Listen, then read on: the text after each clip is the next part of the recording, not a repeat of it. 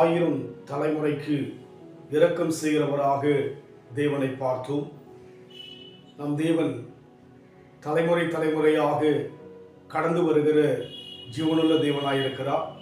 இந்த வேளையிலும் கூட யோசுவாவின் புத்தகம் 1 அதிகாரம் 5ஆம் வசனம், நீ உயிரோடு இருக்கும் நாளெல்லாம் ஒருவனும் உனக்கு முன்பாக எதிர்த்து நிற்பதில்லை. நான் மோசையோடு இருந்தது போல உன்னோடும் இருப்பேன். நான் உன்னை விட்டு விலகுவதும் இல்லை, உன்னை கைவிடுவதும் இல்லை. மோசையோடு இருந்தது போல உன்னோடு இருப்பேன் என்று சொல்லி யோசுவாவிடத்திலே தேவன் சொல்வதை பார்க்கிறோம்.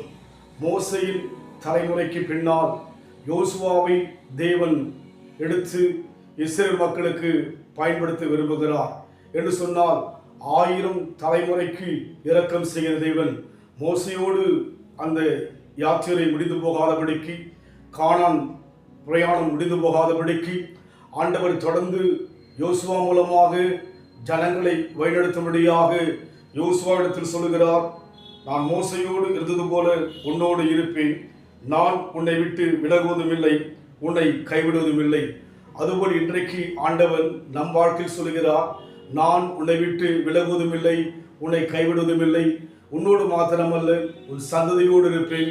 உன் சந்ததியோடு மாத்திரமல்ல, உன் சந்ததியின் சந்ததியோடு கூட இருப்பேன்னு சொல்லி எந்த இடத்தின் மூலமாக ஒரு விளக்கத்தை அறிந்து கொள்ள முடியும். அதனால் நம் வாழ்க்கையிலே பலவிதமான எதிர்ப்புகள், போராட்டங்கள், பலவிதமான தடைகள் கடந்து வந்தாலும் தேவன் நம்மோடு கூட இருக்கிறார் என்கிற தெளிவு இருக்க வேண்டும். யோசுவாவுக்குள்ளாக ஒரு குழப்பம் வந்தபடினால்தான் இந்த வார்த்தையை தேவன் சொல்கிறார். அதுபோல் இன்றைக்கு குழப்பத்தோடு இருக்கிற நம்மை பார்த்து தேவன் சொல்கிறார், அன்றைக்கு அந்த மக்களோடு இருந்தவர் இன்றைக்கும் ஜீவனுள்ளவராய் இருப்பதினாலே இன்றைக்கு நம்மோடு இருக்கிறார், நம்முடைய குடும்பத்தோடு இருக்கிறார், பிள்ளைகளோடு இருக்கிறார், பிள்ளைகளின் பிள்ளைகளோடு இருக்கிறார் என்கிற தெளிவோடு இருப்போம். கர்த்தர் யோசுவோடு கூட இருந்து தொடர்ந்து அவர்கள் கடந்து போகின்ற எல்லா வழியிலும் கர்த்தர் அவர்களோடு கூட கடந்து வந்தார். அதுபோல இன்றைக்கு மோசையோடு இருந்தது போல, யோசுவோடு இருந்தது போல இன்றைக்கு நம்மோடு கூட இருக்கிறார்ங்கிற தெளிவு இருக்க வேண்டும். நம்முடைய பிள்ளைகள் ஒருவேளை தூர தேசத்தில் இருக்கலாம், பலவிதமான சூழலுக்குள்ளாய் இருக்கலாம். ஒன்றை பறந்து போக வேண்டாம். நம்மோடு உங்களோடு இருக்கிற தேவன் உங்கள் பிள்ளைகளோடு இருக்கிறார், உங்கள் பிள்ளைகளின் பிள்ளைகளோடு கூட இருக்கிறார்ங்கிற தெளிவோடு இருப்போம். கர்த்தர் நம் மூலமாக பெரிய காரியம் செய்ய இன்றைக்கும் வல்லமையுள்ளவராக இருக்கிறார். திகையாதே கலங்காதே மனமே, நான் உன்னுடன் இருக்க பயமே. திகையாதே கலங்காதே மனமே, நான் உன்னுடன் இருக்க பயமே.